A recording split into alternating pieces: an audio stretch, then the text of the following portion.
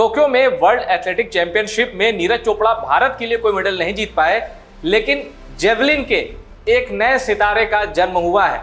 जी हाँ, बागपत का एक गांव है खेखड़ा, वहां के रहने वाले सचिन यादव ने टोक्यो में धमाल मचा दिया। Sachin Yadav world athletic championship में चौथे नंबर पर रहे और 40 सेंटीमीटर के मामूली से फर्क से वो मेडल से चूक गए। लेकिन सचिन यादव का नाम इसलिए टॉप ट्रेंडिंग है क्योंकि उन्होंने वर्ल्ड एथलेटिक चैंपियनशिप में अपने आइडियल नीरज चोपड़ा और पेरिस ओलंपिक के विजेता अरशद नदीम दोनों को पीछे छोड़ दिया है।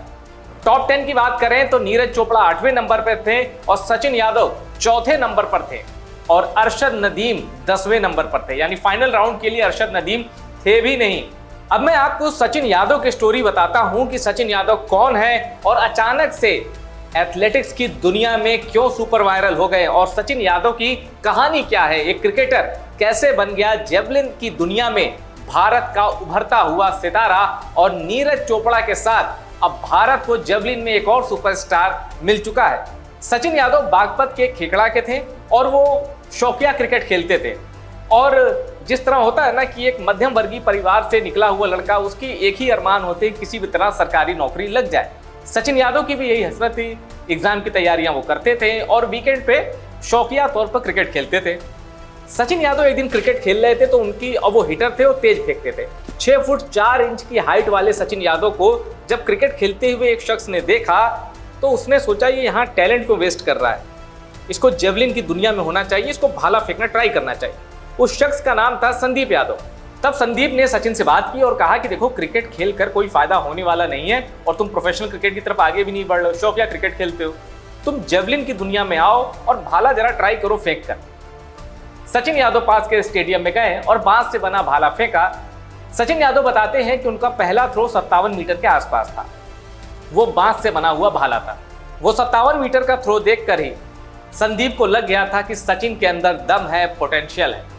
सचिन ने भी इसको बहुत गंभीरता से लिया और उसके बाद सीक्वेंस ऐसे बनने लगे कि सचिन जेवलिन की दुनिया में तेजी से आगे बढ़ने लगे और सिर्फ 5 सालों के अंदर सचिन ने 30 साल पुराना एक रिकॉर्ड तोड़ दिया। तब भारत के अंदर लोगों ने जाना कि सचिन यादव कौन है। 2024 में Sachin Yadav all India police athletic championship में हिस्सा ले रहे थे। सचिन यादव चूंकि उत्तर प्रदेश पुलिस में वो कांस्टेबल है, तो बतौर उत्तर प्रदेश पुलिस के जवान उस चैंपियनशिप में हिस्सा ले रहे थे और वहां उन्होंने 30 साल पुराना रिकॉर्ड तोड़ दिया। 30 साल पुराना कीर्तिमान सचिन यादव ने ध्वस्त कर दिया। वो कीर्तिमान जो पहले भारत के star javelin thrower Satbir Singh के नाम दर्ज था। All India police athletic championship में सचिन यादव ने 84.21 मीटर का थ्रो किया। इसके बाद इंडियन ग्रैंड प्रिक्स 3 में 82.69 मीटर का थ्रो करके उन्होंने गोल्ड मेडल जीता। नेशनल ओपन एथलेटिक चैंपियनशिप में सचिन यादव ने 79.80 मीटर का थ्रो करके गोल्ड मेडल जीता था। फरवरी 2025 में देहरादून में 38वें राष्ट्रीय खेल में सचिन यादव ने फिर गोल्ड मेडल जीता और अपना पर्सनल बेस्ट थ्रो किया 84.39 मीटर।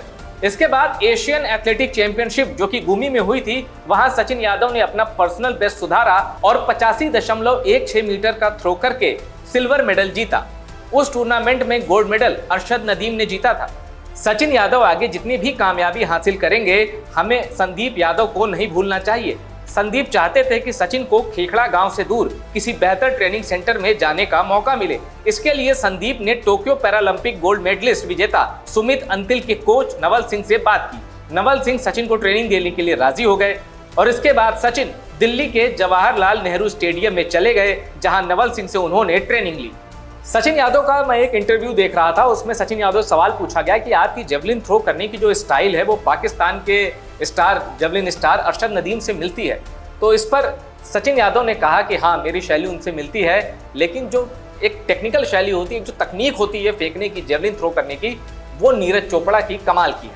अब नीरज चोपड़ा का जब भी नाम ले रहे थे सचिन यादव, वो इमोशनल होते जा रहे थे क्योंकि उनकी बातचीत से, उनकी बॉडी लैंग्वेज से ये साफ झलक रहा था कि नीरज चोपड़ा उनके लिए सेलिब्रिटी ही नहीं, एक आइडियल है।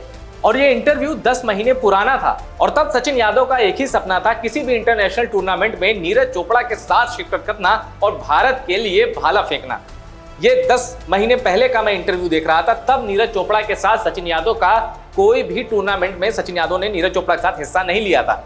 वर्ल्ड एथलेटिक चैंपियनशिप जो कि टोक्यो में हुई, वो मौका आया और सचिन यादव नीरज चोपड़ा के साथ जेवलिन थ्रो कर रहे थे। और सोचिए, सचिन यादव ने अपना पर्सनल बेस्ट फेंका है। करियर में अभी तक जो सचिन यादव ने सबसे दूर भाला फेंका है वो वर्ल्ड एथलेटिक चैंपियनशिप में फेंका है। और सचिन यादव ने नीरज चोपड़ा और अरशद नदीम जैसे जेवलिन थ्रो के सुपरस्टार को पछाड़ा है। हालांकि वो चौथे नंबर पर रहे, पर वो कहते हैं ना कि किसी की जीत से ज्यादा चर्चे किसी के हार के होते हैं। तो ट्रिनिडाड एंड टोबैगो के जो केशॉन वॉलकॉट हैं, जो कि 2012 के लंदन ओलंपिक में भी गोल्ड मेडल उन्होंने लिया था और 2025 में टोक्यो में वर्ल्ड एथलेटिक चैंपियनशिप में भी वो गोल्ड मेडल ले गए, उनकी जीत से ज्यादा चर्चे सचिन यादव के हो रहे हैं। इसलिए कि वो तो चलो एस्टैब्लिश सुपरस्टार हैं, लेकिन जेवलिन की दुनिया में एक नए सुपरस्टार का जन्म हुआ है। बागपत के खेखड़ा गांव से निकलकर टोक्यो ओलंपिक तक जिसके नाम का डंका बज रहा है वो सचिन यादव। जब वो उनसे पूछा जाता है कि अब आपका ड्रीम क्या है, तो वो कहते हैं 2028 का ओलंपिक। और उस इंटरव्यू में सचिन यादव की बात जो मुझे सबसे अच्छी लगी, आप भी सुनेंगे, आप कहेंगे क्या कमाल की बात है। जब सचिन यादव से पूछा गया कि अब 2028 ओलंपिक में भी आप क्या देखते हैं, आपका ड्रीम क्या है, तो सचिन यादव ने ये नहीं कहा कि मेरा ड्रीम है भारत के लिए मेडल लाना या गोल्ड जीतना। सचिन यादव ने कहा कि 2028 के ओलंपिक में मैं चाहता हूं कि भारत के लिए जेवलिन में 2 मेडल आए। 2 मेडल किस लिए? वो अपनी खुद की हसरत नहीं रखते, वो चाहते हैं कि वो तो जीते ही, लेकिन नीरज चोपड़ा भी जीते। यानी वो सिर्फ अपने लिए, वो ये नहीं चाहते कि भारत के लिए 1 मेडल आए और वो सचिन यादव लाए। सचिन यादव चाहते हैं कि भारत के लिए जो मेडल आए वो नीरज चोपड़ा भी लाएं और सचिन यादव भी लाएं। फिलहाल सचिन यादव के जितने समर्थक हैं, जितने नए फैन उनके साथ जुड़ रहे हैं, जो नीरज चोपड़ा के समर्थक हैं और जो एथलीट की दुनिया में नजर रखते हैं, जो जेवलिन थ्रो पे भी नजर रखते हैं, अब उनको एक नया सुपरस्टार मिला है सचिन यादव। और अब 2028 के ओलंपिक में हमें पूरी उम्मीद है कि ये दोनों, नीरज चोपड़ा और सचिन यादव, भारत की झोली में मेडल लाएंगे, एक गोल्ड और सिल्वर। इन दोनों को अभी से बहुत बहुत शुभकामनाएं। और एक और चीज जिसको मैं हाईलाइट करना चाहता हूं, देखिए नीरज चोपड़ा के आगे बढ़ने से क्या हुआ है। नीरज चोपड़ा के स्टार बनने से ये हुआ है कि सचिन यादव, जो कि इंटरनेशनल लेवल पर तब नहीं चमके थे, 10 महीने पहले, मैं फिर उनके इंटरव्यू पे जाना चाहता हूं जो मैंने देखा, उसमें सचिन यादव इंटरनेशनल लेवल पे तब नहीं चमके थे, लेकिन उनके पास एक स्पॉन्सर था। यानी नीरज चोपड़ा इस खेल में सुपरस्टार बने तो कई लोग जेवलिन की दुनिया से जुड़े स्पॉन्सर भी अब मिल रहे हैं, जो जेवलिन की दुनिया में उभरते हुए खिलाड़ी हैं। खिलाड़ियों के लिए ये बहुत पॉजिटिव और एक बहुत अच्छी बात है कि स्पॉन्सर आ रहे हैं। अभी हमने देखा क्रिकेट में जो अपोलो टायर्स ने 579 करोड़ की बोली लगाकर स्पॉन्सरशिप हासिल की है 2027 के लिए। अब इसके मुकाबले इसका 1% पैसा भी एथलीट की दुनिया में नहीं है। टीम इंडिया के लिए बात कर रहा हूं, जो भारत के लिए खेलते हैं, भारत के जो एथलीट हैं। लेकिन नीरज चोपड़ा की कामयाबी ने सारा परिदृश्य बदल दिया है। अब वहां भी पैसा धीरे धीरे आ रहा है। और चूंकि ग्रामीण परिवेश से निकलने वाले एथलीट्स को, कमजोर जिनकी आर्थिक स्थिति होती है, कमजोर जिनका बैकग्राउंड होता है, इकोनॉमिकल बैकग्राउंड, उनको जब स्पॉन्सरशिप मिलती है तो लगता है कि हाँ, कोई है जो चाहता है कि खिलाड़ी आगे बढ़े, देश का नाम रोशन करें। टॉप सीक्रेट की रिपोर्ट पसंद आई उसको शेयर करिएगा और टॉप सीक्रेट को सब्सक्राइब जरूर करिए।